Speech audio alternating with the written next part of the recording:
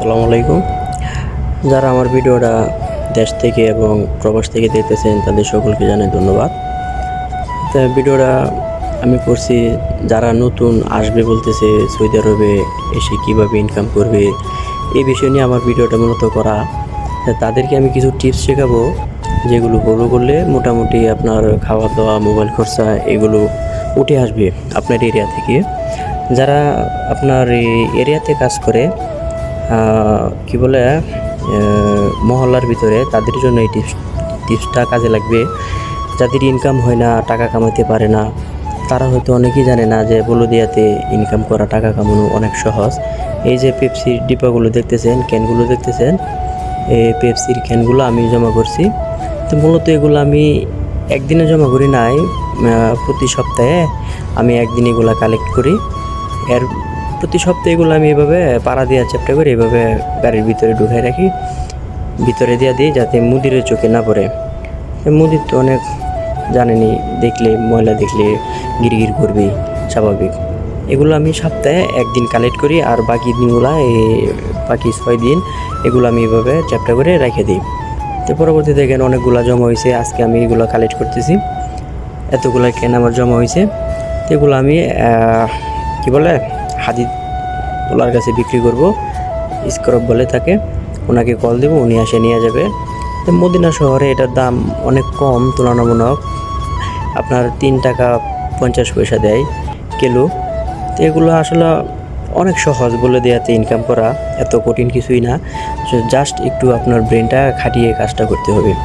আপনি অনেক সময় দেখা গেছে এগুলা জমা করে এভাবে রাখলে আপনার মুনতাকা পরিষ্কার করার পরে, এরিয়া পরিষ্কার করার পরে তো অনেক চোর আছে যেগুলো নিয়ে যায়। আপনি কষ্ট করে জমা করে রাখলেন আর এগুলো নিয়ে গেল, এটা তো অনেক কষ্টের, তাই না? পরিশ্রমের ফল, আপনি বিক্রি করতে পারলেন না, নিয়ে গেল। এই জন্য তাদের জন্য এই টিপসটা আপনারা কী করবেন, এগুলা যেদিন আপনারা জমা করবেন এই দিন তুলবেন না, এগুলা এভাবে ছিটিয়ে পিটিয়ে রাখবেন আপনার এরিয়াতে, এভাবে পাড়া দিয়া চ্যাপটায়া রেখে দিবেন। এই যে মাঠটা দেখতেছেন, এই মাঠটা পুরাটার মধ্যে আমি এভাবে রেখে দিছি। তো এগুলো আমি সপ্তাহে একদিন কালেক্ট করব এবং এই দিনই বিক্রি করে দেব। আমি জমায়ে রাখি না, এগুলো আমি এরিয়াতেই আমি জমায়ে রেখে দিই, এভাবে চ্যাপটা করে রেখে দিই। তো এতে আমার জন্য সুবিধা হয় কি, যে এগুলো আমার চুরিও নিল না, আর আমার কষ্টের ফসল আমি নিজেই ভোগ করলাম, অন্য কেউ নিতে পারলো না। এটা আসলে অনেক সহজ। আর বলে দিয়েতে যারা আসবেন বলতেছেন নতুন, তাদের জন্য এটা অনেক কার্যকরী হবে।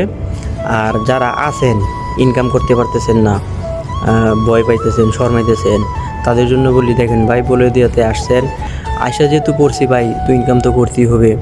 এভাবে তো আর ভয় পাইলে চলবে না ভাই, আর টেকনিক তো একটু খাটাইতেই হবে। চোর যদি চলে ডালে ডালে, আপনাকে চলতে হবে পাতায় পাতায়। তো এইভাবে টেকনিক খাটায় জমা করবেন।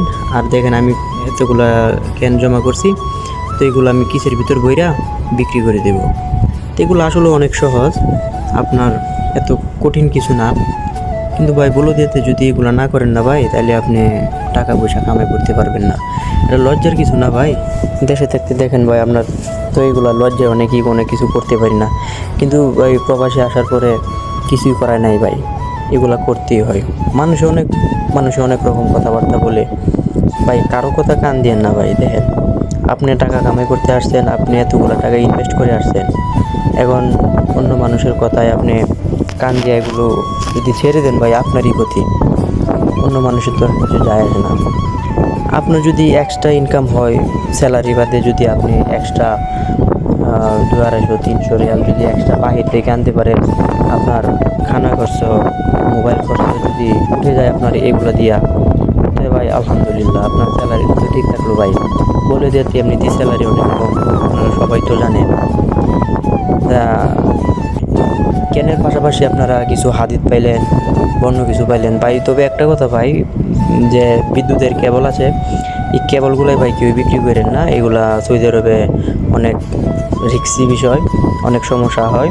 পুলিশে যদি ধরে ভাই, তাহলে সোজা জেল খাটিয়ে বাংলাদেশ সফর।